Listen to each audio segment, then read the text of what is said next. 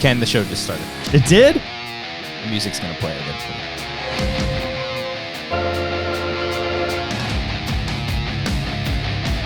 Hard stuff. Give me the hard Oh, buddy! Hey, how you doing? Welcome back to another episode of The Wanger Show. stuff. Give me the hard stuff. Oh, I'm going to give you that hard stuff, I Daddy. like that hard stuff. Ken Napzok back here on the program. Episode 132. Yeah. Cody is still missing. We've put out a search party. We're combing the area. We're looking for him. We can't find him. We haven't even talked to him. Really? No, we've talked to him. I saw him at work today. But That's right. He's Came back back. at Collider. he's back at Collider. Oh, he's back at Collider. Gotta get a paycheck every 2 weeks, and he decides to show up. Leaves the wangers behind. Mhm. You hear that? He left us. He left us!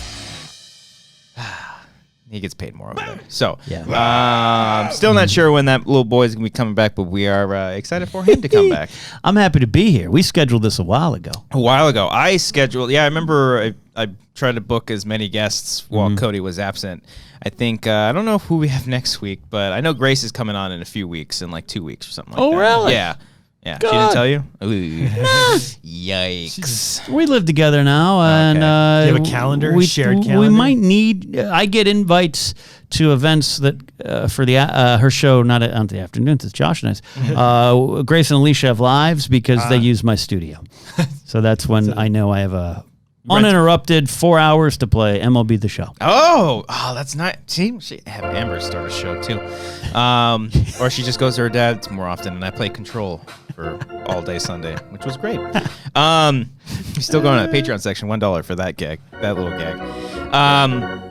Yeah, so you are living with her, and where was I going with that? What's that like? No, the calendar. Yeah, because I have to have a count. No, I have to have. But You I have a have calendar? a calendar. It's not updated still. It's on the whiteboard. Yeah, it's on the whiteboard. calendar. I think So that's- I let her know, like, she knows every Monday we have Wangers, and then I try as best as I can to plan out the month, like right at the end of the month prior. But it's just hard because we have Schmoedowns on Saturdays, and we don't know if we're shooting sketches or commentaries filling in Right. spots. Cody has a kid, so it's like, okay, well, There's a kid all the time. it's all the Stupid time. Cody. Cody's always got a kid, Stupid Hall. so calendar helps. Calendar helps, man. Yes. It's part of the keys to love. I think, yeah. But I think Grace and I both work from home, so we're always around, and you need to kind of know. But yeah, we don't. So we'll check in when I get a calendar.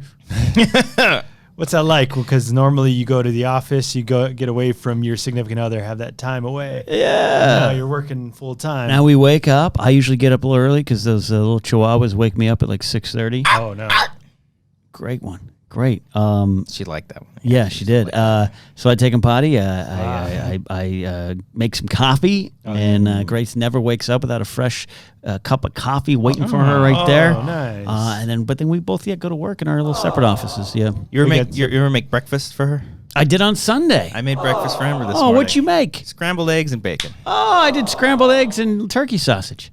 Yeah, that's right. I did. I call it like my super scramble, where I put onions, tomatoes, some cilantro, feta cheese, cheddar cheese, and some other special stuff, garlic salt, onion salt, and just kind of Jesus. I put salt and pepper in get it. with it, man. Sometimes Scrambled sometimes some milk in the eggs, if you want See, I don't do. You make them. They make them fluffier, I think. Allegedly, my friend Steve Ellis, Black Series Rebels, he likes to cook, and he told me don't put water in. That will make them fluffier. Oh, okay. And I had a pretty fluffy bunch on Sunday. So, Okay. With water. with water. Yeah. But I think, hey, it's all in how you flip your wrists. That's very true. Sometimes I get very inspired when I see like kitchen shows and stuff, and then I really loved Favreau's chef show. I've been watching wonderful. that. Yeah, I've been watching that. I actually finally tried a cubano at Porto's in here. Oh, in You Burbank. tried it because of the show? It's on Yeah, the show? well, They're good. They show how to make it, but I've been wanting to try it ever since the movie because they make it look so freaking good. It's really good. It's at the port. It was fine. I Porto's mean, is alright. it's Yeah. here in Burbank, so it's not going to be like legit. you got to find like a food truck in downtown Yeah, or something like Yeah, that. yeah. You gotta find legit. Legit. Yeah, Too Porto's Like- is mainstream. Right, like Dorino with tacos. Yeah. You can't just. Fuck that.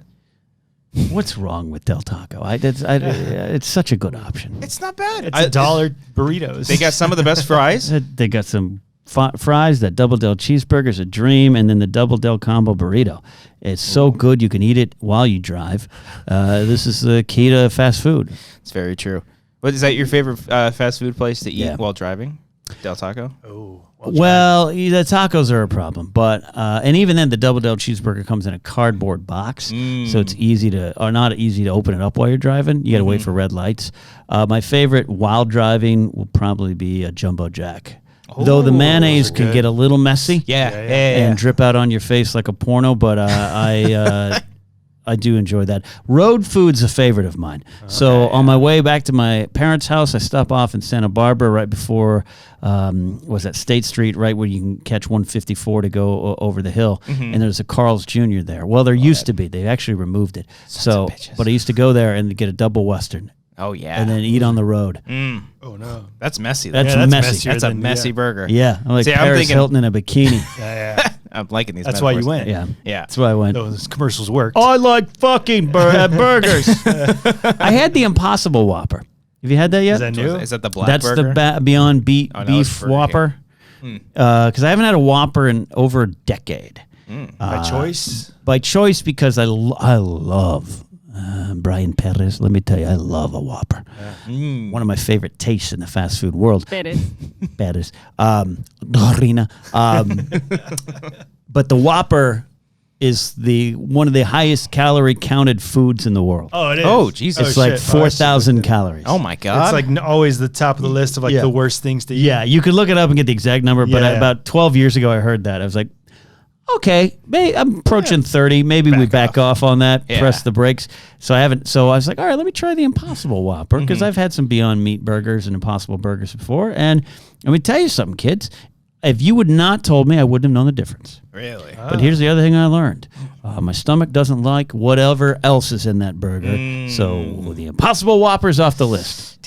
And the calorie count's like only 100 calories less. Well, I mean, hey, I'm like somewhat trying to go on a diet again. And it's very light right now, obviously. But like when I start to get in that mindset of like, hey, I need to go running more, I'm doing it, eat less. So like wherever I'm going, like portion control is like very important. Portion control is the key. I only had two slices of pizza at the Schmodown this weekend instead of my normal 3 or 4. Yeah, I had 5. Well, you work hard. You were the only crew person this week. Adam was there too. Well, I don't count the TriCaster guy. Oh, I see. Is locked in the booth most of the time. That's very You're the true. one on the floor, and you work up an appetite. So I got the Talk to you Burger about King's that later. triple Whopper. Okay. Calories? What did you say? What? I was like 4,000. I'm probably way off. It says 1160. That's way off, but not. But that's Don't really over do half. calories. That's not good. Yeah. Like the thing always says like 2,000 is like a daily amount, but nobody does that, right? No, I mean, The Rock does, but No, yes. he probably does more. Yeah, he you're works supposed out to so like, much. and if you're like on it, like 15, if you want to really cut. 15 calories? 1,500 calories yeah. a day? Oh, shit. I've sometimes hit that in a drink. Yeah, couple of beers. 75 grams of fat, 25 grams of saturated fat, Not good, Brian. and 1,000 milligrams of sodium.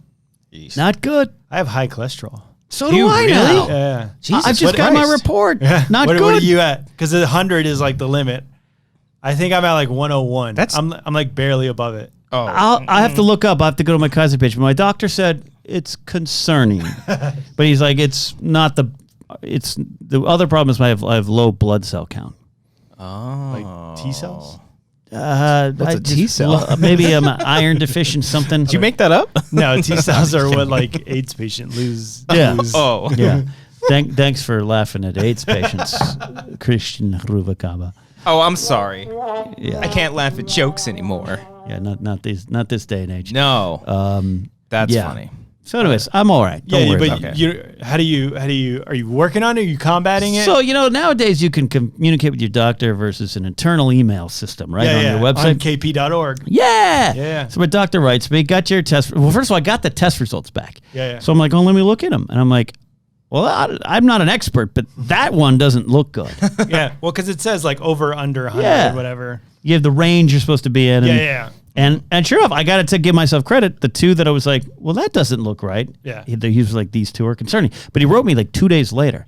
So I was sitting around with these results. What if something really bad was happening? Well, it wasn't like life or death. It wasn't like, you know, right. But maybe it was. But heart attack. So he emails me and you know, your high cholesterol's not the best and the low blood cell counts. And I said, great, okay, what should we do? And he's like, you come back in about 3-4 weeks for a test. This was like, all right, I'll prepare for it. He's like, no, I don't need prepare. Just come back. Just come back. Don't eat less. And he's like, try like 30 minutes of cardio a day. A day. Right. I was like, okay, I got the treadmill now, and Are you doing that? You doing 30 minutes a day? Not as much because you get busy. Like tonight would be, I'd be working out right now. Well, I'm happy to be here with the Wangers. Oh, so you're saying work. Wow. So I got to, but that's an excuse. If he dies tonight, it's our fault.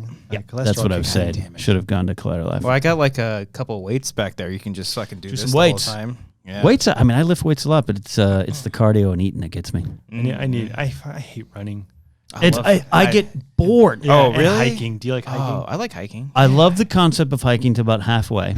Then I hate it. And then I get down, I go, that was great. We should do it again. Afterwards, I'm like, that was pretty fun. Like, this is a nice view. I feel sweat. This is a real pure sweat. Like I'm feeling like toxins are out. I just gulp my warm water. Serotonin's out. Yeah.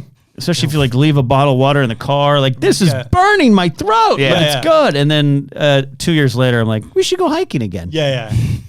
And then you never do. See, I love running. It's just like things get in the way. Like if we're doing the show, or if we're so doing Your commentary. excuses. But excuses. I from get a little everybody. pain. I get the shin splint stuff going. But I used to get that in high school. I've been getting weirdly enough pain in the arm. Yeah. Kind of felt similar when it felt similar when I had tendonitis. Yeah. And then my heel, my left heel starts to hurt.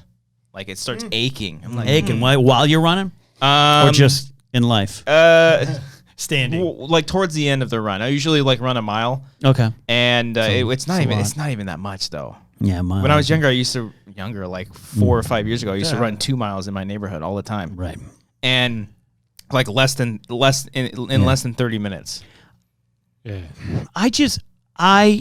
Other than the physical pain, get bored. Yeah.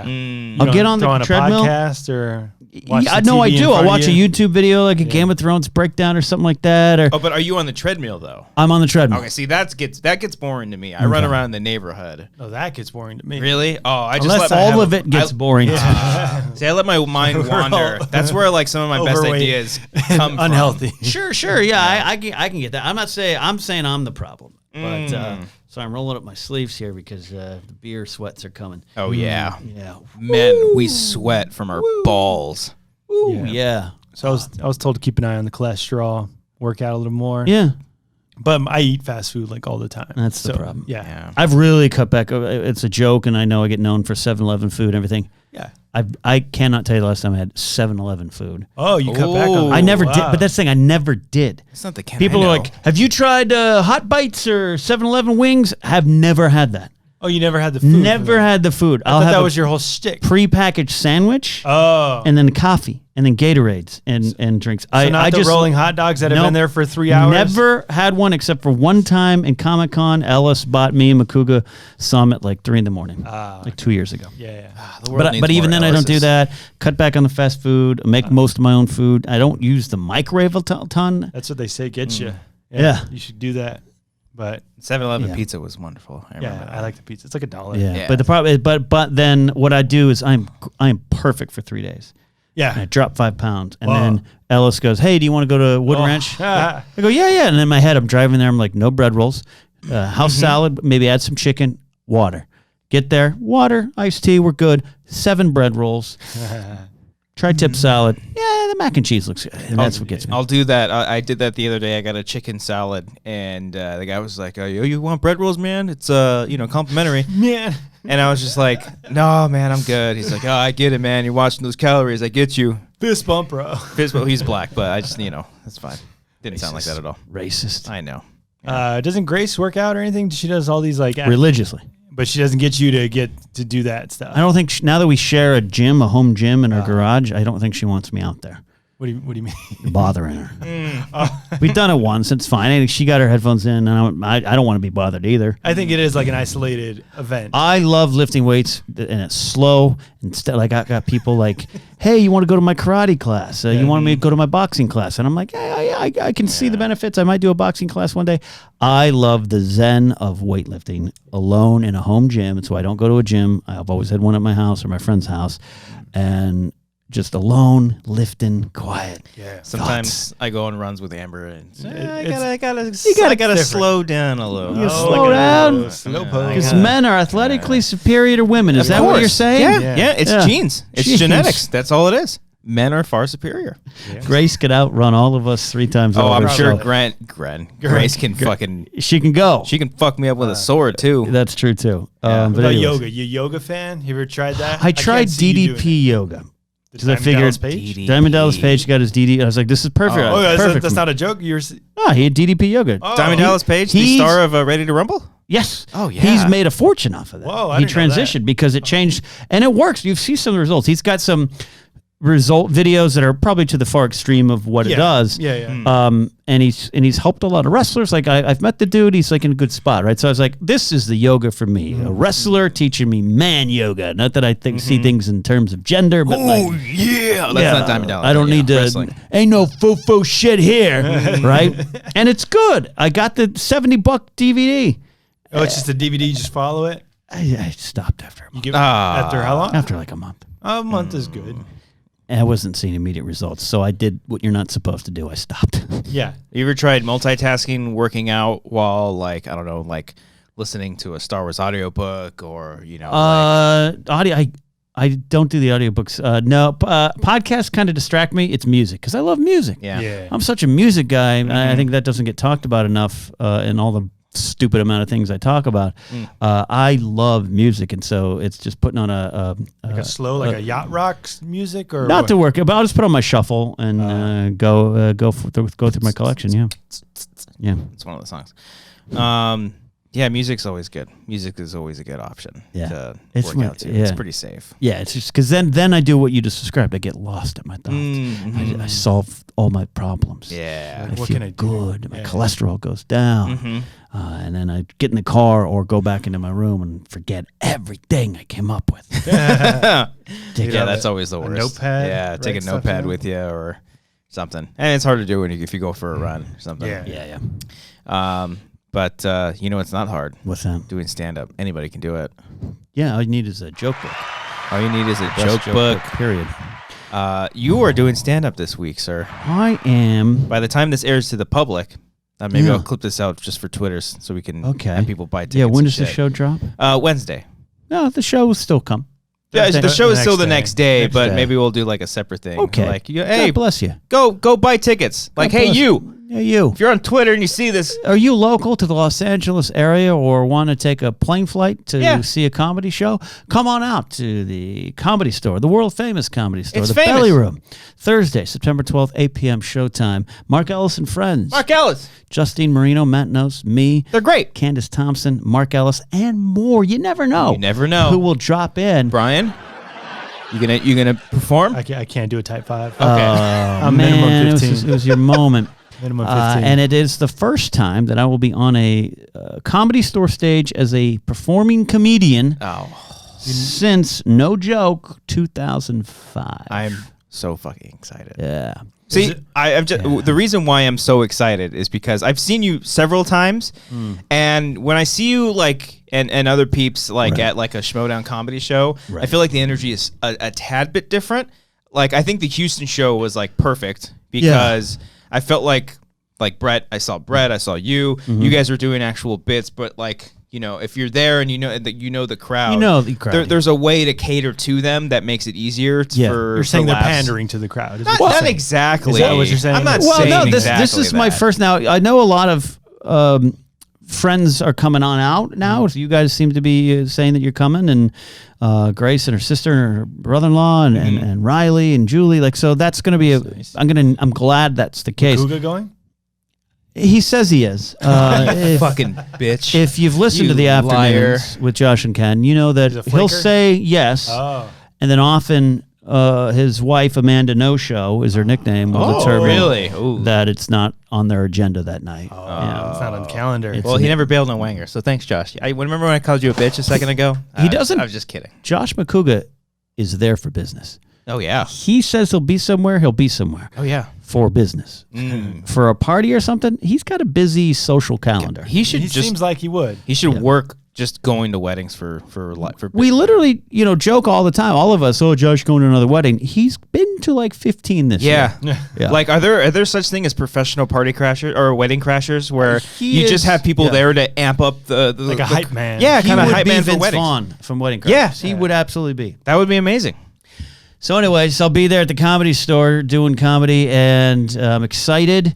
I never thought I'd be back on stage in the Comedy Store as a comic. Schmodown Awards were held there in January. In the main room. In the main room. Yeah, that's right. Which was, I'd never been on the stage in the main room. And, it's not as a comic, but you're performing. Yeah. 2 drink minimum. Remember that. 2 drink minimum. Remember next time. And I'm not going to say it was... I was not lost on me that there were some people who were stepping on that stage not understanding what that meant. Yeah. Does that make sense? No, there's definitely a sacredness. Yeah. To And people don't understand the Comedy Store in general. And I think that's where I was going towards, like, not to be mean and saying, they're pandering, but like, it's a complete different vibe when you go to like a Schmodown comedy show as opposed to like the Comedy Store, or like comedians are working on their bits. I could go, that's what I kept telling Ellis. Ellis, 2 Comic Cons ago, had Josh and I host his show down at the comedy club there, the All American Comedy Club. And it was great. It felt great, but I was like, that wasn't stand up. Josh and I did this together. We didn't plan anything. Right. The crowd was like, the guys we know. Yeah. And then the next time we did it, and Ellis started taking us on the road, and it was still that vibe. But McCouga and I started forming little bits. It was like, hey, remember that thing we said in San Diego? Let's say that again. Okay, yeah. And Ellis could see it. Ellis doesn't force the issue. I heard him recently on that weird morning show that people are always on. I think Dorina calls it The Other Show. The Other Show. Yeah. He said, I didn't force Christian. I didn't beg Christian to do stand-up again. I didn't beg Ken to do stand-up. He just was like, the option is there if you want it. And that's the best way to approach it. And that's what makes Ellis great, too. Yeah, he's the best. He's the best. He's one of the best humans. Everyone needs an Ellis in their life. So is this the same material that you will have seen? Have you seen me perform yet? I did the one that you just mentioned at the Underground. The first one. Yeah. Where Josh was like running through the crowd, eating chips, or unless that's every show. Okay. But the first one, where we paid homage to our fallen friend John Schnepp. Okay, so you went to the first one. I'm curious because I know you're a student of comedy. I wonder if I can make him laugh on any level. He's probably your best person. He'd be the best critic. If Brian comes off and is like, "You're all right, kid," I'll have considered it a job well done. Yeah. Me to you, guy who's been doing it for 20 years. I think at this point, like, Ellis is the only one where I kind of like sit back and like, I'm gonna have a good time. But like everyone else is like, ooh, what are they gonna do? Like, so it's weirder too because like when we see you or we see like Brett or Christian or anybody, we know them too. We know their shtick, so it's like it's hard to separate that. It's hard to separate, and you'll hear some of the same jokes. Oh yeah, no, and I'm used to that. I've seen Ellis. But it's like, can I refine them? Can I? Right. Because my first set alone, when I felt I came back, was San Francisco, back in because we did Seattle, and that was great in March, but the venue was weird. It was okay. It was actually love. I hope we go back there, but like. It was a smaller crowd, and we had tough time drawn, and like so it was a little struggle. I was like, that was both you and Josh. Me and Josh together, and the next show, Josh had to go to a wedding. And then the next weekend was Houston, and he had to go to a wedding. Yeah. So Ellis is like, are you game to do this by yourself? And I was like, yeah, let's do it. And I thought, I'm just going to F around. I'm just going to go up there. It's a friendly crowd, and let me do it. And then I swear to God, I got on the plane to go to San Francisco. That's barely an hour flight. Yeah. And I pulled out my little notebook, and I wrote, I said, let me, and I just, this thing opened up to me. Yeah. And I wrote it down. Get that little itch, and it did 20 minutes, and it was one of my favorite performances of my career. That's awesome. Ellis said, you hit it, you good. Houston, I tried to rework it a little bit. Some things worked, some things didn't, and that's part of the journey. Yeah, of course. So I'm excited to see where I go back. And then this kind of kicks off me, hopefully, if I can hold to myself to it, like being back. Like I went to a show at Flappers last night to my friend put on a show. It was really bad. He's fine. It was really bad. Was it open mics? No. Oh. It's a show that's like a heavy metal comedy show because he's a heavy metal fan, and he and his friend co-produce it. She hosts and he headlines, and Earl Skakel's there. He's funny. John Huck was great funny, but there's some other comics there that reminded me, this goes bad. Yeah. This can go really open bad. mic is the worst. Well, open even mics are the worst. the fact that you say I can go up there just have some fun. I'm like, what? Yeah. Like I couldn't imagine myself. Yeah, I'll go up there, just fuck around for a little bit and entertain. But to do a full set, I couldn't have done that in the past. I've only gained confidence now as a podcaster and a schmo and a Collider person and live events and live movie fights, and now I'm a better performer than I was even back at the Groundlings days. Right.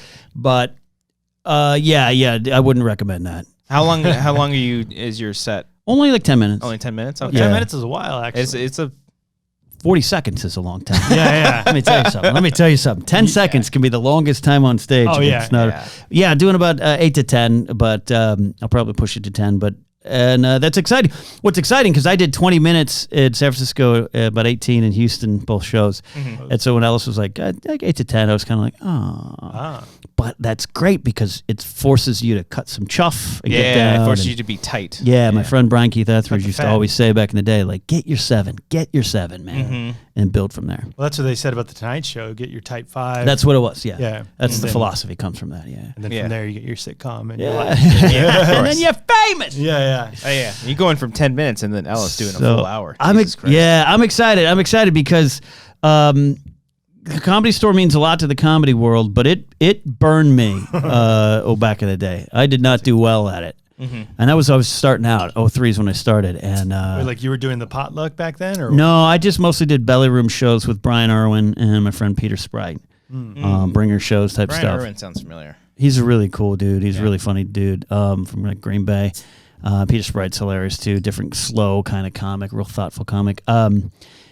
So I just did that. I didn't do a lot, and then I shied. I shied away from a lot of it. I just talked about this recently on the Knapsack Files. I just came from the sketch world, improv world, where it's a team. Yeah. And even though some people want to stab you in the back if you get successful, like it's a team, and the crowd also. If you go to an improv show, you're thinking, I just hope they don't completely suck. And so when the performers come up with some semblance of a joke or a scene, you're like, very good.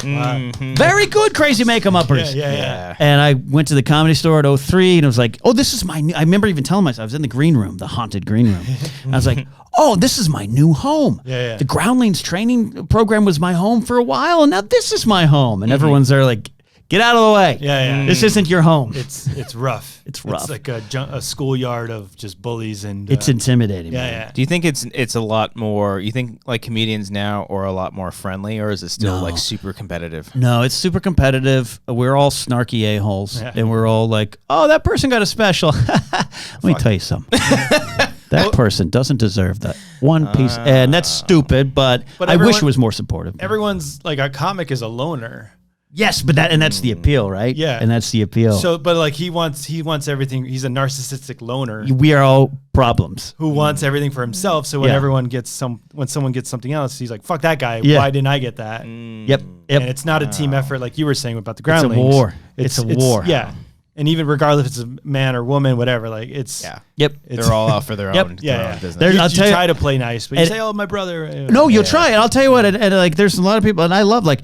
At the show, like this guy Earl Skakel, he's a Comedy Store kind of regular guy, and like he is part of the roast battle. Yeah, he is hilarious. Yeah, he's funny. There's no problem. I was at the Comedy Store one night watching comedy because I just don't like watching stand up. I used to see it so much. It was Kirk Fox. I love Kirk Fox. Great. He's got like a nice smooth delivery. Yeah, and he's out and he's weird things. And Grace was like, I have never heard you laugh. You don't laugh at anything. And I was like, I love Kirk Fox. Yeah. So I love all that kind of stuff, but like I try not to be that guy. But like there's one, I won't mention his name. He's tremendously nice in person. He makes me laugh. He's very nice. We barely know each other. He supported my book, all this stuff. He'll put out clips of his stand-up, and I'm like, that is not funny. He's a headliner around the world. Like, he is not funny. But he's like a general audience. He is a general audience, but his jokes are his jokes are like, so the waiter gave me a beer, and they asked me, do you want another beer? Do I want another beer? And like he'll post a clip of that and I'm like, that's nothing. It's just like his reaction without like the it's writing personality, it's energy, but it's not a joke. You know what's funny about that is the other day for shits and giggles, I was looking. I was doing one of those things where you're scrolling through all your streaming services and you're like, oh, what do I want to watch? Yeah. I'm on Amazon and I see Dane Cook's Vicious Circle. Yeah. And I haven't, the old one. I have not seen that since I was in like middle school or maybe even Back in the high MySpace school. days, Yeah. yeah. And I was like, oh, I'll watch it. I watched 10 minutes. I was like, how the fuck did I find this funny when I was younger? It's changed, and he's changed. He's changed. Yeah, Well, he's 'cause changed I remember now. over time, like the whole shtick with him was that he yelled, and then I think this might have been before his whole like, oh, did he steal jokes or whatever? Right. There was he put out one where it was like a lot more isolated. It was in a small little venue. Yeah. It's called He did- Isolated Incident. Yes, and I was like, fuck, this is great. This is Like why I he gotta wasn't. perform well in front of this guy. He knows his shit. Yeah. But that was like, I was like, oh my god, this is a kind of. He yells once or twice, Yeah. but like this Yeah. is he's more subdued. I think is that the same one where he tells a story about both his parents dying of cancer. I don't know that one. Oh, I didn't and see the whole thing. he gets a fan email, and then he tells the guy he wished he died of cancer or something like that. Oh yeah, Yeah. it was a great bit. Yeah. Hey, look, here's the thing. I wouldn't call myself a huge Dan Cook fan back in the day. I've met him recently. I met him at the solo premiere, or not met him, but like He was on live like a few months ago. Yeah, he's a Star Wars. Yeah, he was a Star Wars fan, and like Ellis was like, let's go talk to Dane, and Dane turned to me and goes, "Hey, how you doing, Dane?" And that's a sign of like I can deal with this person. You know, like my friend just had an encounter with a legend, one of my all-time favorite comics. Oh, who's that? I want to hear this. He's hilarious. He's in some of the Christopher Guest movies. And a legendary guy, and my old friend, my old roommate, was a fan of his, and walked into the green room. Another comic who's a legendary Tonight Show writer. They're friends, and like, hey Jimmy, hey, how you doing, Lou? And hey, this is so and so. And my friend Lou goes, hey, it's a pleasure to meet you, man. And just not fanboy, just like, hey. And the comic goes, and now you've met me, and that is all. And the rest of the night was a dick to him. So that kind of stuff. So Dane Cook wasn't like that. But also, I saw him at the Improv one night. He did a drop-in on one of our shows, and 20 people in the audience. And Dane came in and did 15 and gave every ounce of energy that he would to a crowd of 20,000 that he did to 20. And I go, you know what? I respect that. That's what for I sure. like. That's I've seen performances at the Comedy Store. It's like a room full of people in the main room, and it's like they just got out of bed. We hate that. We went to a Saturday show, and that I don't know the comedian's name. I his wouldn't say him, but like he pulled out his phone and he was just doing like one-liner bits. Yeah, he's like, I wrote some stuff down. I'm gonna try some jokes on you. And I was like, it was fucking Saturday night. My friend Jamie Kaler is an accomplished comic. He was on the TBS show My Boys, and oh, that's who it was. No, I'm kidding. I don't know. No, he wouldn't be in because he's like, no one's here to pay for you to practice. Yeah. No one is here watching you rehearse. Get it done. Don't bring a book on stage. I can understand a Tuesday night, maybe Wednesday Tuesday night show. midnight. Okay. Like, try your Saturday night jokes where it's out. packed. No, it's for the drunk guy, the drunk bum that walked in. It's like an inside joke in comedy, at least back in the day when I was a regular performer, of like of sitcom comic, the one who goes and makes it and gets a show and then comes and does a drop in, and the crowd goes and the comic does some bits and just walks around the stage going, what do I want to talk about? What do I want to talk about? That drives people crazy. Yeah. Does it drive you guys crazy when like say someone famous like Dane Cook or even Dave Chappelle just drops in? It depends on how they do it. So I'll say the positive names. I don't want it to. Dane Cook dropped in. Can I do a set? Did 15 minutes and left. Is that like all the comedians are like, fuck, it's Dane Cook? It's Dane Cook. Well, you have no choice. The club. That's true. The club on those type. Even Ellis at the Friends, Mark Ellis and Friends show has to allow time for Comedy Store regulars. Right. That's the deal. You're a regular, you can pop in on a show. So that's built into it. I was there. I think I'm sure I've told the story before, but like I was there one night. I was supposed to go second, and my friend Triana comes up to me, who was on the first season of Last Comic Standing as the stripper comic. And Triana, she goes, can I go first? She goes, can you go first? I don't want to go first. And I was like, I'll take the bullet, whatever. I suck. And you're hot. I'll do it for you. See how good I am, Triana? And Triana and I are still friends. She's great. So I'm on stage, and I see Chris Rock off stage. Oh, no. Oh, fuck. And he came up after me as a drop-in. And so she had to follow Chris Rock. But he was doing his Oscar stuff. Oh, right. Very polite, very respectful. You'll get a lot of those comics. Drew Carey I've been around. Drew Carey is a comic. Yeah. Just go hang out at the bar, have a drink. How you doing? Good. Yeah. Hey, I'm Drew. Nice to meet you. That's fucking crazy. Harlan Williams. shit. Been Rocket Man. around. Yeah. He's great. What was the guy who did the Boston, the show Boston Commons back in the day, NBC? Anthony something or other. I don't know that. He was really funny. He was bigger back in the day. Those are the ones who drop in. They're respectful of the show, respectful of time. There's others who drop in and Make a scene. One guy did 35 minutes and ruined our show. Like another guy, 45. Eddie Griffin, I wasn't there, but like Ellis will tell you the night to go into the Comedy Store and doing 6 hours. Jesus. I heard Tim Allen was notorious for doing that Yeah, stuff. I don't know, but I would imagine. I heard Chappelle would do that too. I don't know about the Comedy Store. Chappelle comes to the Comedy Store now. He does. Yeah.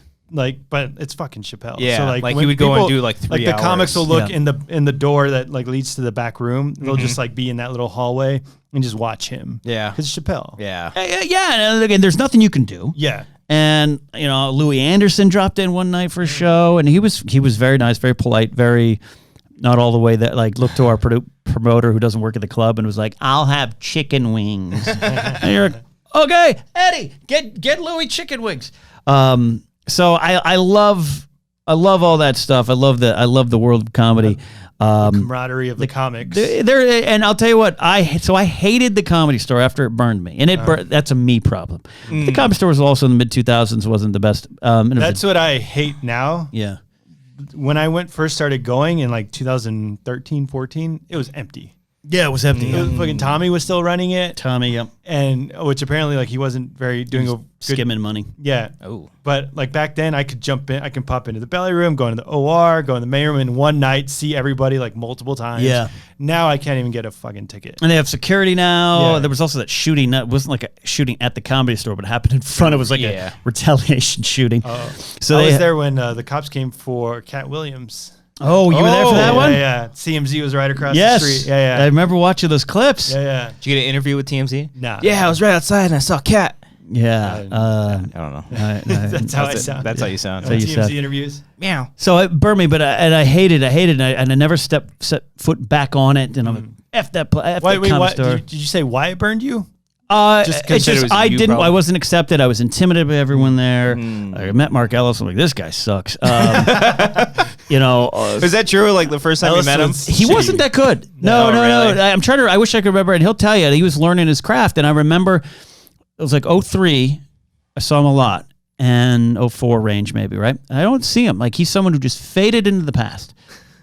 And all of a sudden we're shooting that Grasping at Straws pilot with Christian. I was hanging out with all those guys. Heard of it? Yeah. Yeah, you heard of it a lot. Yeah. All of a sudden, Ellis shows up for the set, and I was like, "What's that guy's name?" That fat guy. Yeah, no, is the chunky. big buggy eye guy with the floppy hair. And I go, I remember him at the Comedy Store, man. Oh, that's right. Because in the show you introduce him, right? Yeah. Or no, Or you bring him up on I'm stage. and Sean say, now- Maroney is- Sean yeah. Maroney. Yeah, that's right. Yeah. And I think they had started doing some. No, they didn't start because the Schmoes was born out of that project. And Oh, Kate okay. Mulligan was there. She had a cameo part. She Is she in that? Yeah, she Really? Yeah, she's in there. Have you heard Oh, that? shit. Yeah, she's the waitress. So, did you think you were better than Ellis back then? I knew I struggled, but I remember thinking, this guy? when Christian announced it, he's like, we're doing reviews. I'm going to do movie reviews on this new thing called YouTube. And I was like, oh, the Lazy Sunday thing. Yeah. yeah. The shorts. The shorts. He's like, yeah, with Mark Ellis. I was like, why did he choose him? Back then I watched movies, I was like, Could you "Oh, imagine what a world would be like if Schmoes Know was Ken and Christian? glad it's not. And then I saw, just was around Mark, but then I saw Mark perform, and I was like, oh, he got good. He got it. Because he was always a funny person. Yeah. Is he He skinny when learned he how- got good? That's Fat Ellis. He's not that fat. He's never, He's just a he little had some chunky. cheeks. Yeah, he has some chubby. cheeks. Yeah. And bad hair, right? Yeah, like TJ Detweiler Yeah. hair.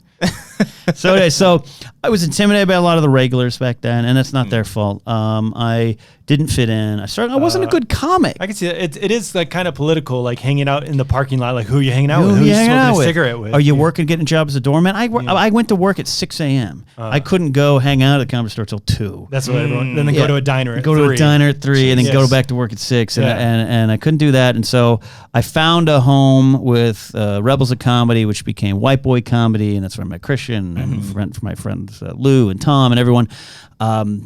Kate Mulligan, Eliza Schlesinger. I brought her up on her third show in L.A. Oh, wow. My friend great. Tim was bringing her around, and like, it became a home, and I became too attached to that home, which is something I do. I find something. This is easy. I'll stick with this. I won't try elsewhere. So the Comedy Store became this place of don't go there. That you want to go there? That's where shitty, mean comics are. And maybe that's true, but they no fault of their own. And they work on their craft. They work on their craft. And so when I started, and I loved the improv. I loved going to the improv. So I've never been. Hollywood Improv is Good.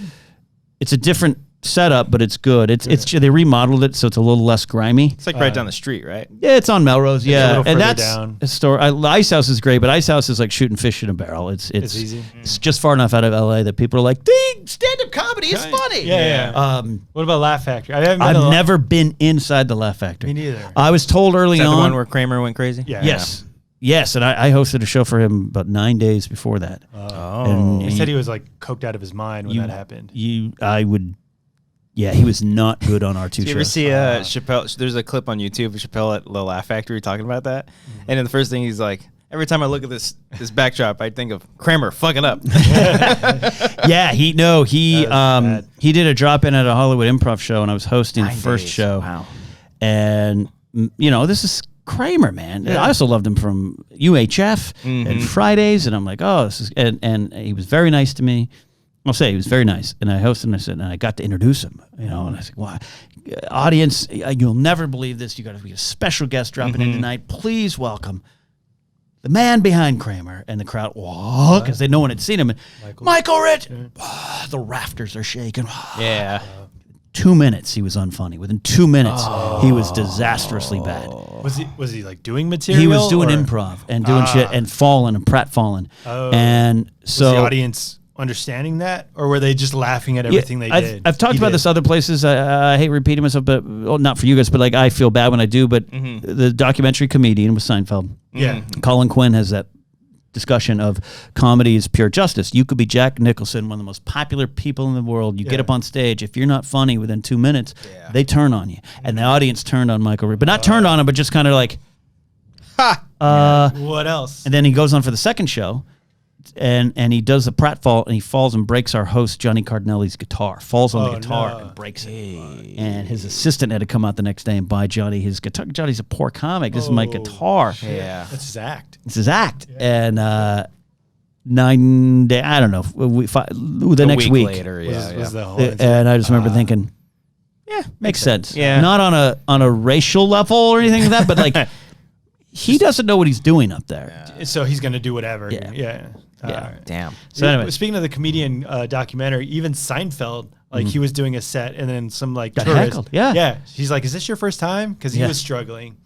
And I saw my friend the other night at close his show, and he bombed, and I haven't seen that guy bomb in 10 years. Oh shit! It happens, and it's always a thing, and especially if you're working through stuff. But to close up on the Comedy Store, starting to become friends with Ellis, and then really close with Ellis, and then going to just have drinks on the patio, and then walking through the Comedy Store with Mark Ellis, perhaps one of the most beloved humans in the world, and walking in the back to the back bar, through the kitchen, all the places, and no one's looking at me as a shitty bringer comic doing belly room shows, hoping his 5 friends come out so we can get some stage time.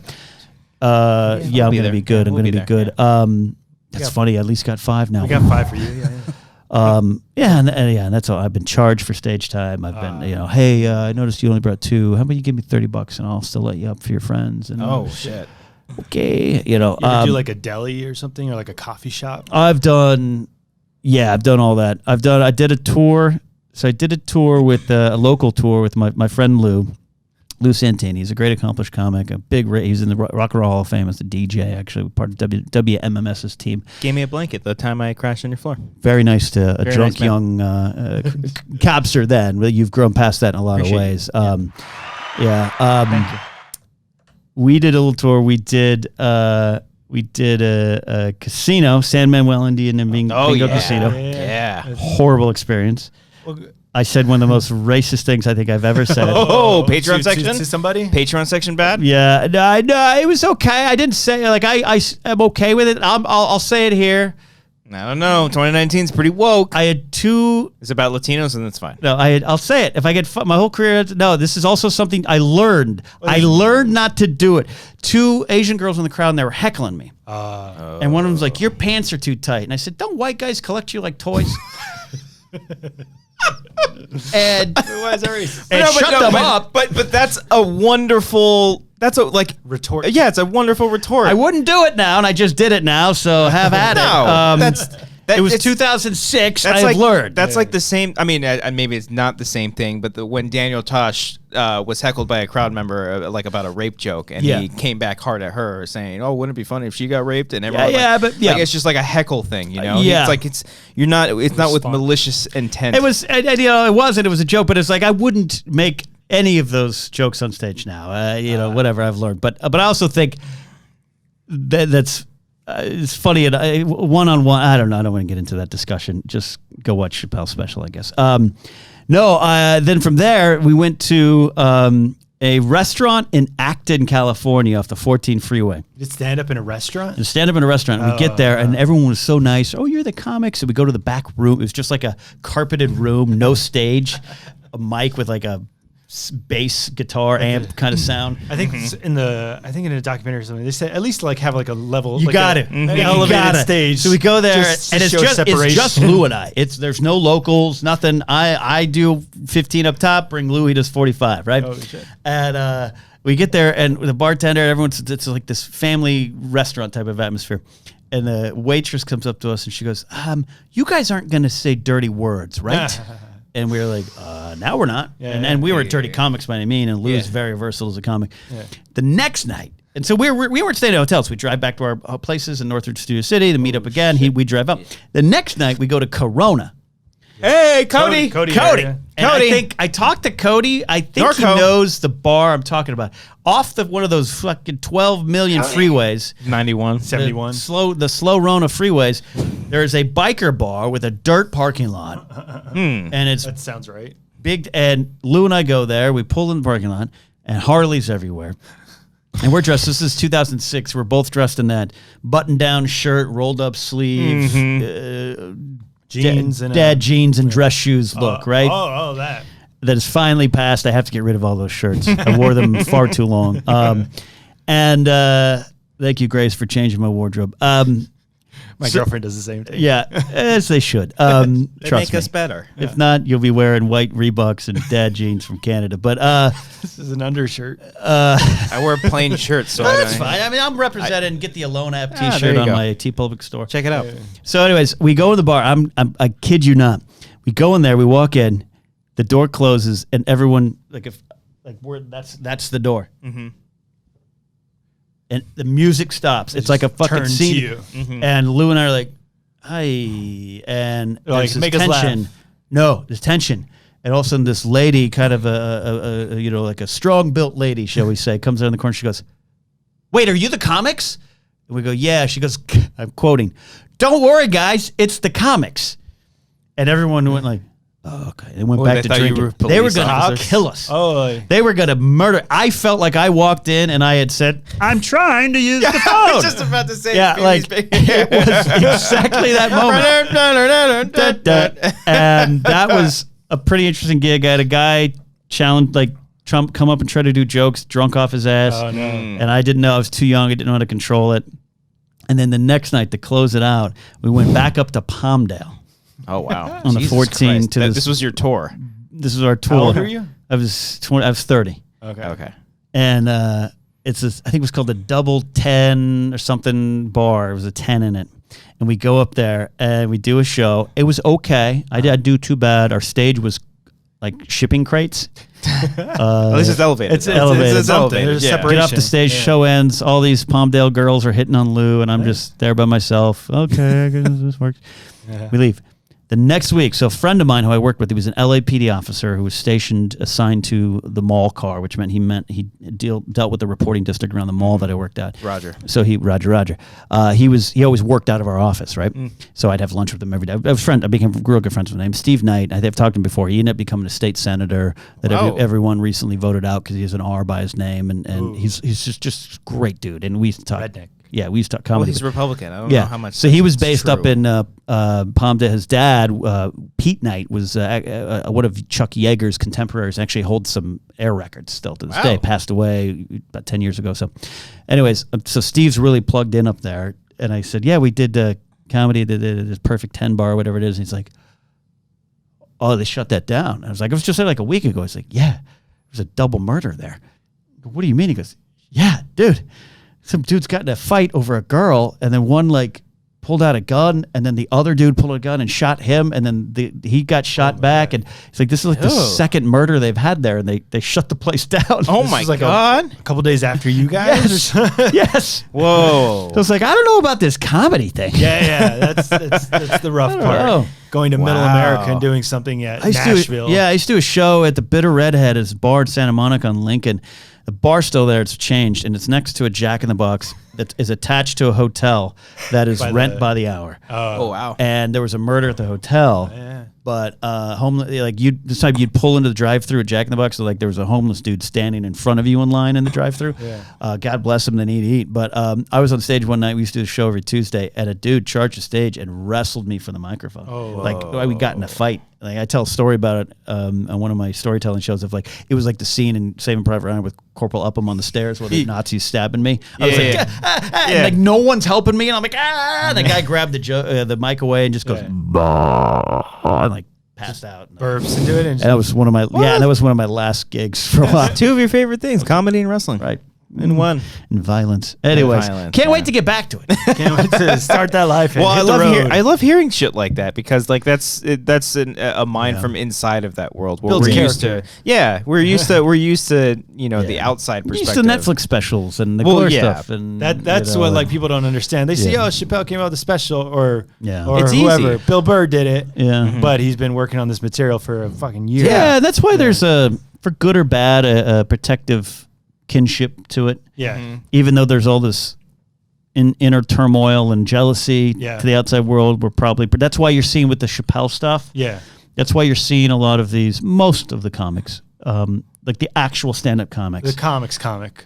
I'm not talking about the improv people that do the improv people that Or the alt rooms. go to the alt rooms. I fucking hate alt rooms. It's not stand up, and they think they're stand up comics because some of them, thanks to Largo, got famous in the mid 2000s. Yeah. That's I'm a not huge saying they're not scene. talented. I'm not saying they're not funny. And It's Nerdist. not stand up. It's not stand up to the stand ups, and Yeah. that's why outside of them you'll see. Whether or not they really think Chappelle's done funny stuff or groundbreakers doesn't matter. You'll see it. You've seen a lot of them defend him because it's like, you don't come after us. You don't know. You're not inside these walls. Yeah. You don't know what we do. And I agree with it to a certain point. There's some things I would There's say. some things but you can't joke about. Or in these times, I think you have to be careful. I used to do it. Definitely not going to say it. I used to do a bit. My car. Asian girls. In real life, in 2006, my car got graffitied at my then girlfriend's house, and some word was put on the car that was one I'm not allowed to say normally, but it ended in an A, and an S. So this particular sentence. So I used to do a bit about that. Now that's true. That's something that happened, and I would say what was graffitied on my car. Oh, you would say the word. Rolling 40 Crips, bitch blank, bitch blank. Oh wow. Okay. But I told the story of because I had set it up. This white dude in a Infiniti i30. Okay, but that's what makes it funny, though. Scribbled on his side of his car, and like not Sharpie. Yeah. The whole two doors. Spray paint. The whole two doors spray painted on this car. I had to drive from Hancock Park, Koreatown, to Northridge, which is an hour drive with many stops in between. What do you think that experience was like? So I would tell a story, but I didn't reveal what was said to the end, and then I would close my act with that. And people loved it. I did it at the Downtown Comedy Club, which was at the time, it moved around, but it was in downtown LA. And me and some of my friends, when you performed there, you were like the only white people there. Yeah. And I did it on stage. And it was received tremendously well. Laughter. Yeah. Not just laughter. Yeah. One dude, I'll never forget, is big dude in the crowd. He goes like this. He's like, I'll do this to the camera. He just goes, ha. Yep. Pointing at And you. my friend LJ, who's actually Jay Washington's cousin, as it turns out. LJ's this big yoked dude. LJ Washington. No, LJ, not as. Let's give a big LT welcome. Yeah, it wasn't him. Wasn't that last name? That was his favorite bit of mine. He'd be like, Wow. You doing it? You doing it today? Wow, really? I wouldn't dare do it now. In fact, I had it was on a YouTube clip of mine. You took it down. I took it Yeah, down. take it Oh, down. shit. Took it down Never a couple years know. ago when someone's Transformer review And came then up. We titled it "Ken Knapsack Loves Black." And I People." Yeah. reminded me, I was like, oh, that exists. I need to take that down because out of context, that will bury me. Well, that's what Chappelle's saying in his new special. He's like, when he's imitating the audience, I don't care what you do 10 Yeah. years from now, 10 years ago, blah, blah, blah. Mhm. I'm going to ruin your fucking career. Yeah. Yeah. And Yeah. that's what's rough about I was the talking to internet. Cody about our last episode, the Dave Chappelle episode, because he listened to a little bit and he said his favorite part was when you said, "Oh, I'll probably have this taken down in 10 years." I probably will if I get a legit job. Yeah, legit job. Yeah. Yeah, Yeah, no, take and- down and all I- the episodes. And my thing is like, I think you just have to be aware of that. Yeah. I'm not going to stick my flag in the sand on the hill of me being allowed to tell that joke. Right. You know, that it's not worth It's it. different You're for not going to everyone. fight for it and say, no, I deserve to do it. It's Yeah. just comedy. I'm the white guy telling the story of how my car got graffiti with this word. Yeah. I see no point in that. I went to the roast of Alec Baldwin. We'll talk about that in a little bit. Oh, yeah, and, yeah. And Talk one about it now. of the comics said he tried to make a joke and it didn't go over well. He's like, "Oh, sorry, I don't have that FU Dave Chappelle money." Where Chappelle can do whatever he wants. There's very true. A lot of truth in that. No, it is true because, like, you know, you look at him as opposed to like Kevin Hart or Eddie Murphy, who's going to be doing 70 million. Like, I can't like, believe that. That's gonna be it's fucking crazy. Are you gonna watch but, SNL? But Are you also, finally gonna watch SNL when you Yeah, when he first time in a year, yeah. but it's also like they are doing movies. You know, they're doing all these side projects. They can't. Kevin Hart had the fucking Oscars taken away from him. Yeah. So it's like, Yeah, you can't. Dave Chappelle is literally only doing stand up, and you can't He's a take that comic. away from Yeah, him. Yeah. He's a comic. He's not gonna be in a Marvel movie. No. Well, you never know. Maybe, Yeah, but he just doesn't care too. But yeah. He's No, doing yeah. fine. So he can say whatever the fuck. And Netflix, good on them, is backing them. Is backing Yeah, the it's true. comics. They're not backing down. Yeah, no, and I look, and I do not like the offended world. I don't say I don't like the offended world we live in because I get it. Yeah. Like I'm not going to defend or just like I get being on stage and trying something. I get being on stage and trying to express something or dealing with the topic. You know, some of the best jokes I ever told to my friends were on the morning of 9/11 because we couldn't process what we were watching. Yeah, so it was the only humor way to became how vent. we did it. Yeah. And I'm not going to tell those jokes on stage. Yeah. But I knew comics back in the day who never made it, who would go on and do horrible jokes, and you're just like, you're just trying to do that. Yeah, see, there's a difference between like doing a bit and trying to poke the bear as opposed to having a point behind it Yeah. and poking Yeah. the bear. Well, Yeah. just make it funny. Yeah. Like, don't just be like, "Hi, you Yeah. got Yeah. raped" or something like Yeah. that. Like, I don't have wanna- a joke behind it. I don't want to see a comedian go up there and complain about 15 minutes, and it's just them literally complaining. Like, if you're Yeah. going to complain, like you said, make it funny. And one of the things, and I'm not saying you can't make this funny. At this show I was at the other night, at least of the 7 comics I saw, there was like 3 of them not really good that night. And I'm saying they could have been funny normally. You have a bad night, and it's not fair to judge a comic on one night. But I could they all did one thing that I just don't want to do, which is everybody's so sensitive now. I don't want to hear that on stage. Just tell your joke. yeah, just do it. Just tell your joke. We get the times. we Everyone's live in. aware of it. At Like this point. it's like. It's hacky. We can have those conversations, think pieces off stage of Right. how do we deal with it, because everyone is kind of sensitive and everyone gets and everyone uses everything to further their agenda. I can have those conversations, but on stage, Steve Martin's my guy, and he was there at the Nixon Vietnam era, and he became famous because he put an arrow in his head, and I still think there's great value in that Yeah. as well. So we'll see what I do. The same comedian Christian and I saw at the Comedy Store Yeah. that was reading off jokes, and if they weren't working, he would say, "Oh, you guys too sensitive for that." Even, they just weren't Such funny. a cop Yeah, out. They weren't- It just is a weren't cop-out funny. at this point. Yeah. Yeah, it is. It's just like, oh, was it too too risky for you guys? But no, it's just. There's a lot of great comedians that night too. There was good ones. The old guy. Who was the old guy? You like Argus Hamilton? Yeah. Argus? You saw Argus? That dude was He's there every fucking He hilarious. lives there. That guy was amazing. He's always the second one. And then out. the dude who does the voices. I actually follow him on Instagram. I don't remember his name. does the voice. He does a bunch of like fake faces on Instagram. Kyle Dunnigan. Yeah, Kyle Dunnigan. He's He was a quite funny funny. guy. He's from Reno. Well, he was on. He was on 909. Reno, and I think Ring Ingram was there that night too. Yeah, Ricky. He was his ex-girlfriend. the very Who's ex-girlfriend? Kyle's. I dated his ex-girlfriend. Like right after. Hey. That's why it didn't work. Literally, it was like a week and a half. Oh, shit. okay. And then she dumped me in front of Jennifer Love Hewitt at a Japanese restaurant on Ventura. Sounds like Mad Libs. Name a 90s celebrity. Name a style of restaurant. A 90s Mad Libs book. So the Alec Baldwin roast. Yeah. How was that overall? Who's that? It was fun. I got tickets through One Iota, so shout out to them. I just got an email. I signed up without Sponsored. Check it out. without even thinking I'll get tickets. YouTube.com. It was long. The recording was 3.5 hours long. Fuck. In a theater with No no wonder air that thing conditioning. always looks so fucking choppy when they edit it. Does it look choppy? Usually when I watch them, like, oh fuck, they cut that laughter. That's what my girlfriend said. Like, what do you like what do you think the difference is between seeing it live and on TV? I'm like, on TV it's way tighter. It's so much tighter. Yeah, because even during the live screens, they screw up and they say, "Hey, can I take that back?" And they do Oh, it. dude. Oh, really? Everyone did that. It was like, Wow. like even Alec Baldwin did that. Ah, It's okay. like, let me take that back, and they just do it because they know it's being yeah. recorded. Yeah. But it was overall, it's good. I want to see how it got put together.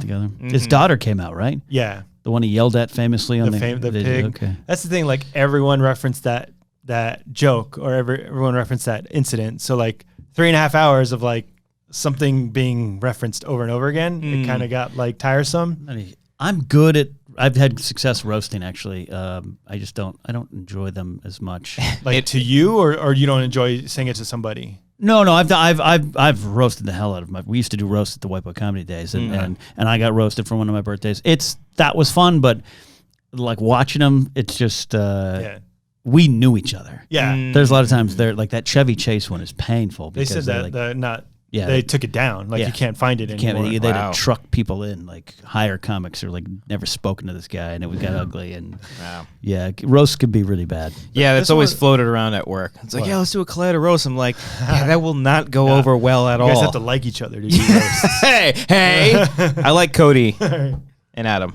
Wanger is like a Wanger roast. Well, if it would was work. just like the three of us, we do that all the time. If Yeah. the most sensitive one would probably be me, but then I'd cry and then get over it the next day. But it's not a good idea. well, even before the roast was taped, before they started taping, the warm-up comic said, "Everyone's paid to be here. They agreed to be here. Don't go ooh and pretend like you care about these guys. Like just laugh. They know they're gonna be made fun of. They know Caitlyn Jenner was there, which is fucking weird to see. Alec Baldwin, Robert De Niro, and Caitlyn Jenner. Yeah, it's a weird fucking group in together. a 3-shot. Yeah, on TV. like all next to each other. Yeah, well, everyone knows they're gonna make fun of Caitlyn Jenner having no dick. Robert De Niro apparently likes black women. Like that's he's I think many of his high profile relationships, particularly in the 90s. Yeah, so that was referenced many times. No idea. Naomi Campbell and stuff like that. I think. It was with her. Wow. I think shit. check my stats, but yeah. Who was the roast master? Sean Hayes, the From Will and Grace. neighbor or Will and Grace or friend. Yeah. Oh, okay. So like more gay jokes all over him. All over him. Yeah. But for the most part, like everything, I think Caroline Ray was the best. You guys know Caroline. Ray? Caroline Gray's great. She's an old school 90s comic. Yeah, man. and you can tell because like Blake Griffin did a set, but like he doesn't have the Someone delivery. probably wrote his jokes for him. Wait, totally. Yeah. Everyone, like I know people who wrote on this show. Like they totally get writers, but like you can tell the difference between like a stand-up who can read, like hit the beats and all that, and opposed to somebody who's just like reading. Even De Niro was like tripping up on his words. Oh, okay. But they'll try to fix that. And they made fun of the joke. Chris Redd was there from SNL. Yeah. He made fun of. He's like, man, you can't fucking read. What is it? Cue cards at SNL because everyone makes fun of Robert De Niro stuttering through SNL. Right. Which I don't know why they bring him back if he's gonna like stutter through. De Niro. It's just I don't know. Maybe. now it's a tradition. I think right? Tony Hinchcliffe used to write for that. I don't know if he still does. For the roasts. Yeah. Yeah. He was buddies with, or he is buddies with Jeff Ross. Oh, okay. Yeah, he's talked about it on Rogan, and I forget who it was. It was fuck. What was her name? The fucking girl obsessed with Trump. The blonde chick. Not Nikki Glaser. No. Sarah Tiana. No, she's like a political figure. She like wrote a book about Trump. I think it was on the Trump roast. I forget her name. Ann Coulter? Yeah. Oh. So Ann Coulter was on one of the roasts, and they were like, let's turn her heel because they're big wrestling fans. They're like, yeah, she'll fucking crush. We'll be heroes. And she was like, no, I don't want to do any of that. Yeah, she didn't take any advice from any. So they were like, all right, good luck, and she bombed. Same with I'm sure the situation. Oh yeah, same thing. Oh yeah. Mm-hmm. Yeah, he totally bombed. Yeah. There's a guy who kind of bombed. I don't know if I should say Adam Carolla. Really, Carolla? I don't think he did that well. He was there. He was He was there. Yeah. Was he like a surprise or anything? Or no, like he was on the day. I think he's friends with Alec because a lot of them said they were like close friends. Makes some sense. Yeah, really interesting. But I think his joke because he's now known as like an alt-right comic, Yeah. radio personality. So he's kind of just like It's so- he's taking jabs at people instead of making it funny. Okay. That makes sense. I don't. Yeah, that's a whole nother conversation of now some of these comics who Like don't. Dennis Miller. And I'm a huge You're Miller a huge fan. Miller fan. Huge Miller fan, and I still am. I'll tell you what, I still am. But like his after 9/11, he absolutely he's like, no, I switched sides. Like I've changed. That changed me because he was very liberal in '90s SNL. But like Carolla. Like even Rogan, like I'm not here to defend those guys, but it is so weird that they just kind of go, well, hey, what if we were to pause and look closer at this situation? Suddenly they're an alt-right comic. Yeah. And so that's a weird thing to me. Oh, so you don't agree with that label? That they Yeah, are and again, alt-right. someone could tweet a specific joke or something. And I go, oh, okay, yeah, I see what you're saying. Like I'm not debating it, but I just so it's so funny how that sometimes seems to happen. I get how it happens, but like, But yeah, that's what people say about Carolla, especially with Rogan too, because they'll have like a Ben Shapiro or a Crowder, Steven Crowder on, and be like, "Oh, you're normalizing these guys." Alex Jones, a weirdo. Yeah, Yeah, he'll I have get it. Alex Jones on many of times. and he'll treat him as like not a crazy guy. Even like when Bill Maher does some stuff, and I've never been a huge Bill Maher fan across many platforms, but just like loves Bill Maher. You know, when sometimes he too. says something, and you know, I'll think, oh, that makes some sense, and then I'll read the Twitter reactions next day. I'm like, well, I'm definitely not going to tweet that. Yeah, when you're like, you can't agree with that, or else you're seen as, oh, fuck you, all right, anti everything. I'm such a case by case person. Yeah. Like I don't It was know. the same thing with Chappelle's. I was like, oh, I'd like to tweet about this, but if I do, are people going to be angry at me? I'll talk about it on the show that no one watches anyway. Yeah. Or But I watch. It was fun to talk about, Occasionally, because like Sometimes. I found that stuff funny. No, yeah. And like Ellis said he tuned in for a little bit and he liked what we were talking about. Oh, really? Yeah. Oh, wow. Ellis. He could be bullshitting. Yeah, But hey, if Ellis he's- says nice things about everyone. Yeah, it's very true. He has to research what shows he goes on occasionally just to make sure he's not ruining his rising career.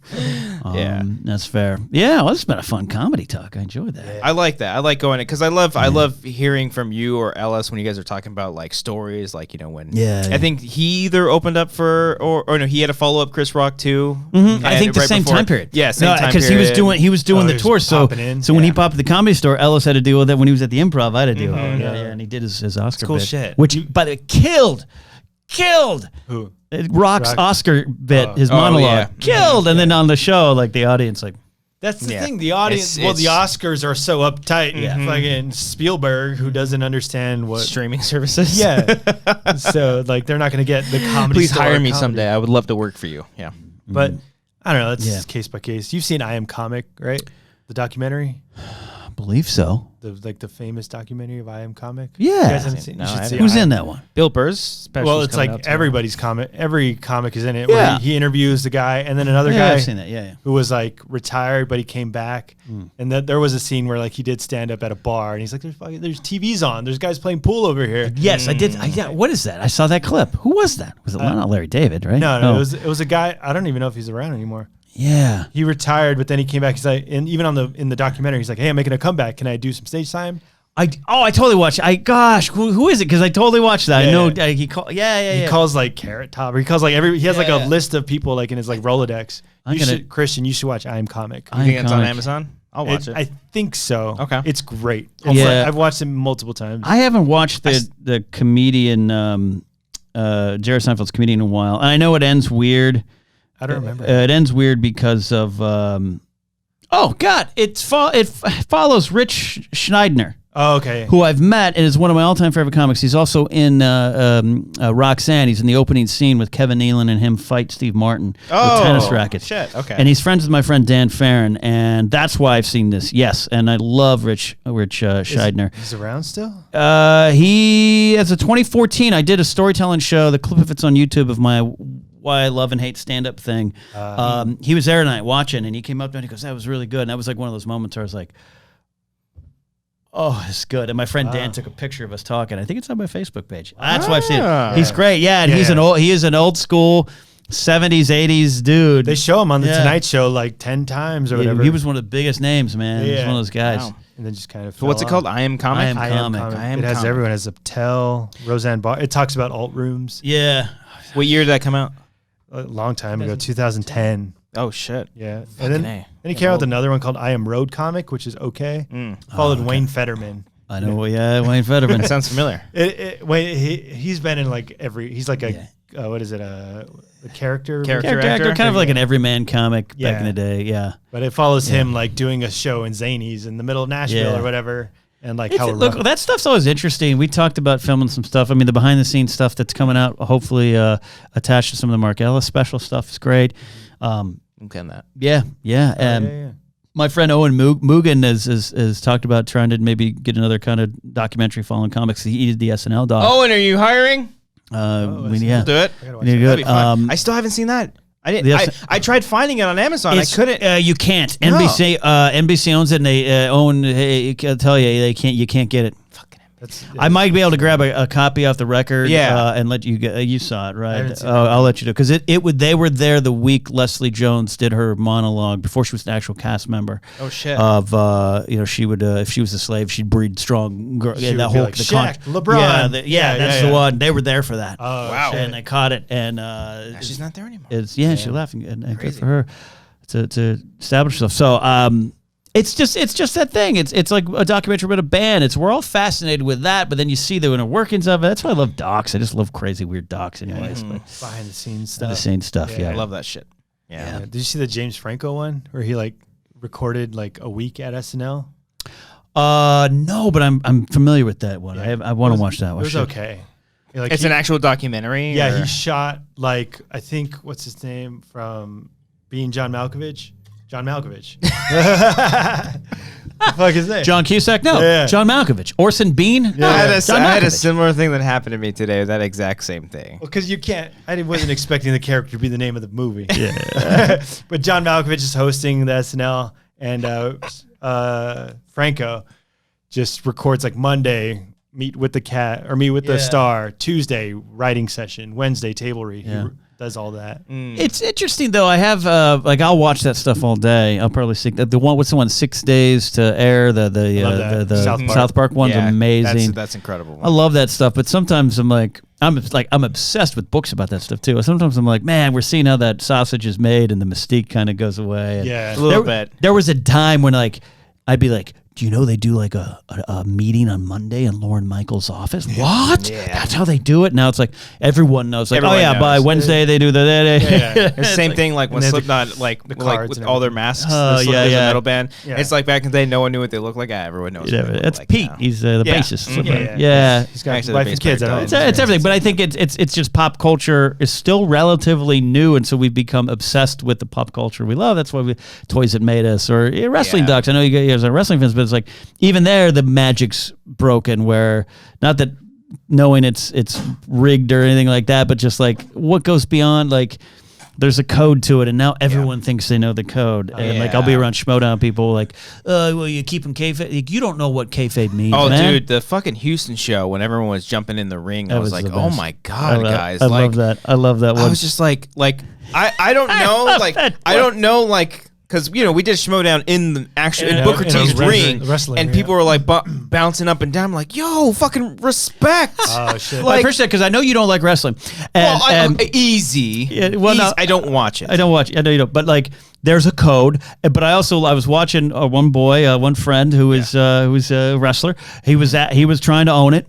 And there were some little things like, hey, it's wipe your feet off is a tradition that's more spiritual than it is practical.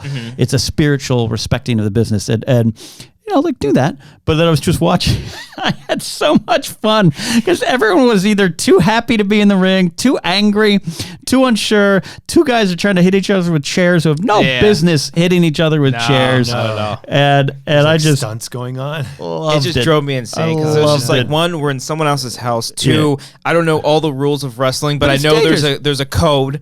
But it's also dangerous, man. Dangerous. What happened? People can get fucking hurt. One of the dudes got his lip busted open on the first practice. On a practice. No, I just Millennium Pro Wrestling came back, which a local feather, and I got Grace in the ring for the first time, and she didn't do much. She walked in and she was like, "This is like the ropes hurt." Oh yeah, and the thing, and I was like, "No, this," and she loves it, but I'm like, "No, this is it." And there's a lot of people around that office who talk about wrestling on shows who've never been in a ring. Yeah. But until that time, but I'm like, no, you've never been in. Right. And I want them to experience the pain. Yeah. Well, hearing stories from you, whether if it was like from Schmoes or you telling it on this show or whatever, like, or even on Knapsack Files, it's like, oh fuck. That gives me some perspective about this thing that when I was younger and I saw it, was like, oh, these are characters on a show. Yeah, it's a code. It's such a coded. It's a carny world, so it's a code. And stand up is similar. In fact, my friend Dan and I, because he's in both, he's been Garbage people. He's 30 years in both wrestling and stand up, and he's like, stand up is where people go who have failed elsewhere. And I mean, comics are failed, but like, man, I had 15 minutes of fame, Kato Kalin. That didn't work out. I'll do stand-up. Yeah. That didn't work out. I'll go appear at a wrestling show. And it's like the sliding scale. Just goes down. But it's just protective in these two protective industries. Yeah. Oh, man, I suck. You don't suck. You're a wonderful human being. You're wonderful to have on this show. Is that okay? I feel we weren't as funny tonight. Are you feel we just had a serious discussion. A serious discussion about stand-up. In-depth behind the scenes kayfabe, breaking kayfabe about comedy. Let me say this, schmodowners. Uh-oh. There's no such thing. Camera's off. The camera's off? I'll wait. The fucking Schmodown Live! Chance. Can we play that one? I don't know. I don't think we played that one yet. I don't know if they know that it. I don't know if they know that one exists. I don't know, Chance one. If you watch the Schmodown, I'll show you later. Here's the deal. Don't say, is that the kayfabe scene? It's not what it is. It's called the gimmick, the work, the program. All right? If I'm feuding with, the corruption's feuding with the Four Horsemen, we're currently in a program. My character. There's 5 horsemen, right? 5, yeah. I don't know. I've never watched a match. Okay. My character, the pit boss, is my gimmick. And kayfabe is the protection of that. Not the scene. Not the storylines. Do you like the competition or the kayfabe stuff? No, that's not a thing. Ooh. The storyline. I'm learning stuff. Don't use it wrong. Schmodown Live! That's our baby boy. That's the best. We miss him. He'll be back soon. Ken, you were a treat. You were wonderful. It was a wonderful conversation. It was incredibly intriguing, and I'm glad you were on to promote this show that you're playing. Thank you. You're playing Thursday night. Comedy Store. Belly Room. You're gonna follow Chris Rock. I feel, but there's a chance. There's a chance he can pop in. You know, anyone never know. who's Chappelle, Marin, Bill Burr, Joey all these people that pop over there regularly, and that would suck. It would suck. I want to go like second. I was like, damn, I paid cheap. I feel like these guys. I got wonderfully grumpy tonight, which means I'm ready to perform at the Comedy Store. Yeah. Woo! So, if you're watching this on Wednesday and you haven't bought tickets, down to the below in the description, you can buy tickets right meow. Ken, where else? You got so much stuff. You got the Knapsack Files. You were just hold on. You were in a sketch with us. Oh, Real my talk with the real God. Robbie. Real Robbie. You are, and I'm going to make this announcement. You are in Real Robbie. Yeah. You were obviously in Robert Butler III's short film. Timestamp. Timestamp coming out. Yeah. You were also in our latest short film. Oh yeah. Which I started working on a teaser today or yesterday for it, and you're like the main focus of the teaser. Can we? You got that picture you're gonna tweet out too? Soon. Not yet. I don't want to spoil it. No, yeah. Very soon. Because this is not a comedy piece. No, it is not. This is serious. No, it's a very serious piece, and I want to work with Cody and Brian on how we mysteriously start teasing this shit. I have a couple of ideas I want to run by. It's been a lot of fun. Timestamp's coming out too. I had to do some serious acting, which I didn't know. That's what I was getting into. So Robert Butler III and Kate Huseby got a great little short. Oh, I was like, what the fuck's this music? Real Robbie. We're gonna copyright Grace and I had so ourselves. much fun doing that, and we want to do more with you guys. I believe We're in, definitely gonna do more. believe in Team Wanger. I really, because I just read such a kids. I know you're trying to wrap up the show. I just read it's fine. my book about Kids in the Hall, or not my book. Paul Myers, Mike Myers' brothers wrote it. And I love the Kids in the Hall, and it's a sketch comedy troupe, and they go and they get their show on HBO and all this stuff, and it follows up. And I'm thinking, what? The Wangers can do this. I mean, I would love that. I would love that. I mean, Chappelle's show was one of the most influential things to me, and it really is. Like, not so much the stand-up part, but more so the sketches. But the format itself was like such a unique thing. And then Key and Peele went on to do that later and stuff. And great. you know, I definitely would love for like if me, Cody, and Brian can have our own little production company and do this show, but then for the rest of the day come up with ideas for sketches and short films all day. That's the dream. I don't want to make Not billions the dream. of dollars. Not the dream. That's the goal. That's the goal. That is the goal. And we definitely have you guys in mind. Yeah. Because we like working with talented people, and you guys are all talented. And me. It's great. A lot of fun. A lot of fun. Go watch Real Robbie if you haven't. Thank you. Really funny. I Check watched it out. it the other day while I was pooping. Good. It's the perfect place. I think I did too. It's the perfect place because you know, there you go. Ken, where else can they find you? You're on Twitter, Instagram. Tell them about all your shows. Ken Knapsack everywhere. Go to kennknapsack.com. It's for the most part a pretty functional website that you can go get information. Where to buy my book, Why We Love Star Wars. The audio book is out. Woo! You don't like reading that shit? Oh, this is fucking boring. Oh, let me hear Ken's sexy voice. Oh yeah. When I watched Attack of the Clones for the first time, I got so hard. Let me tell you about Luke Skywalker's laser sword. Right. There you go. Woo! Song's called The Majestic March of Tex Tunney. From Studio City, All right, we're gonna What's get an pulled. old We're one? gonna get pulled. We're gonna get pulled. Yeah. I'm just kidding. Oh, that's the Mark Ellis interviews me one. That's a great episode. Go to kennknapsack.com for information, some comedy shows. Speaking of comedy, the Comedy Store, but November 16th, traveling with Mark Ellis, and I believe now Josh McCouga, unconfirmed. Check me on Hey. that. Going to Washington, D.C. to do stand-up. Hey, Oh, DC. Oh, word. Yeah. A specialist. Yeah, this is Chappelle. Oh, you from DC? Word. So All you can find all those links down below in the description. Seriously, Ken is doing a lot of wonderful stuff, and you're always welcome to the show. I'll laugh at your jokes. thank you. I'll be there. I want you to be halfway honest with me. Like if I sucked, because who knows, I could bomb. I could get up there, and the first joke doesn't work, and then I start sweating, and then it's over. Are you the first one up? Did you say? I don't know. No, I You don't know know. the I lineup hope yet? I'm like second or third. No, actually second. Till that Like one girl comes in to ask a you to be host first. comic me is what I would hope for. But wherever Alice needs me to go is where I'll go. But seriously, you're a student of this, so I want to know. It takes a lot for me to laugh. Like even with the roast jokes, like you Yeah. can see where they're going. Okay. You got that. Try sending him a cut of a sketch. Yeah. It's tough.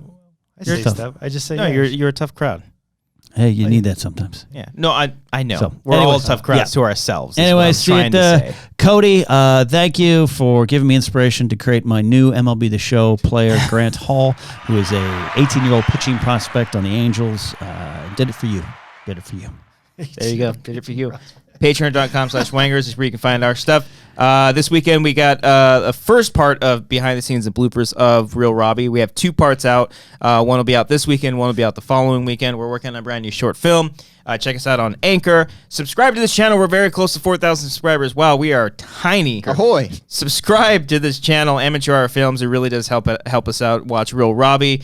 Subscribe to the Apple Podcast feed or on Anchor. Doesn't matter. If you want to support the show in any sort of way, whether you support us on Patreon, if you support us on our TeePublic, we have merch stuff all over there. You can buy our commentaries if you don't want to pledge to our Patreon. Check out all the tiers that we got. We got a lot of stuff cooking. It's a lot of fun stuff. We're working on more commentaries. We got a lot of stuff cooking. And you can support through Anchor too. You can If you can support, you can do monthly pledges through Anchor to this podcast. If you're not comfortable using Patreon. Well, there you go. Fucking A. I learned something new. Hey, you Ahoy. got to teach me more about Anchor. Brian, Yeah. you got anything? Nope. All right, thanks.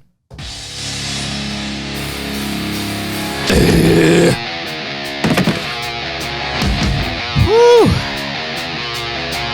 So you're gonna tell us what you said on stage after this, right? No, I'm kidding. I'm kidding. Oh, the music's too loud, dude. No, it's not. This might be Just tell me what the. Did I do better than Dorina? Yeah. Yeah. Okay. That's good. Yeah. But It's you weren't on Dorina. 50 edibles in the studio. Hey. She wanted to control that board. Could you imagine that? She doesn't know. She knows how to push your Why? Because she's a buttons. what? She didn't push my buttons. What? That makes sense. You don't know how to push that one. It's on one level. Oh. Yeah, it's one thing I wish you could split that. Yeah. You know what I wish we could split? Christian Rubalcaba. I'll tell you in the Patreon section. Oh, snap.